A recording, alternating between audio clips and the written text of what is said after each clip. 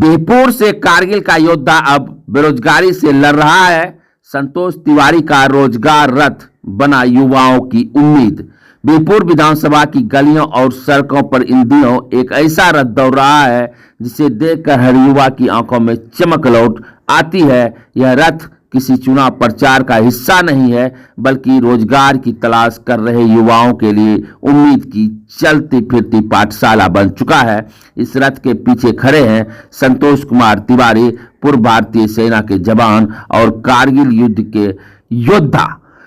देश की सीमा पर दुश्मनों को मात देने वाले संतोष तिवारी अब बिहपुर की धरती पर बेरोजगारी से जंग लड़ रहे हैं। हर दिन उनका रोजगार रथ किसी न किसी गांव या कस्बे में पहुंचता है, जहां युवाओं की भीड़ जुटती है, सवाल पूछे जाते हैं और संतोष तिवारी समाधान लेकर सामने खड़े होते हैं।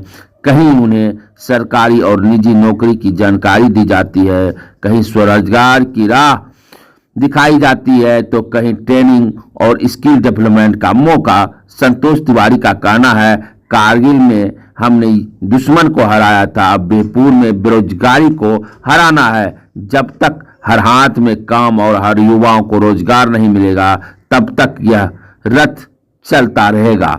युवाओं में इस रथ को लेकर गजब का उत्साह है। कई लोग इसे बेरोजगारों का हवन कुंड कह रहे हैं, जिसमें हर दिन नई उम्मीद की आहुति दी जाती है। बिहपुर की फिजा बदल रही है। लोग मानने लगे हैं, अगर कारगिल का हीरो बेरोजगारी की जंग का सेनापति बन जा चुका है, तो जीत अब दूर नहीं। तब तक ले वो काम नहीं करेगा।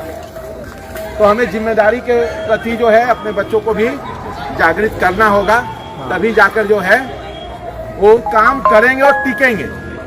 नहीं तो फिर क्या होगा कि हम कितना भी नौकरी लगा दिए, फिर वो क्या करेंगे, गांव आ जाएंगे, गांव आके फिर वही काम है, वो जेबे नहीं करेगा दोबारा। जेबे नहीं करेगा दोबारा। फिर किसके ऊपर मूंग करेगा? अपने माता पिता के ऊपर ही।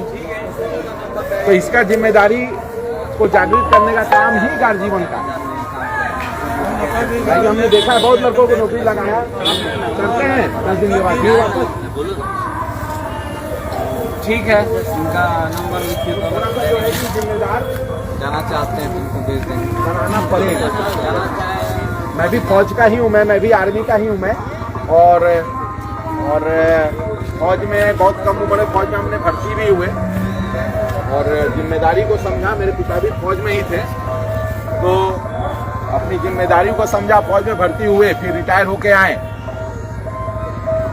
तो एक जिम्मेदार होना भी अपने आप में बहुत बड़ा महत्व रखता है।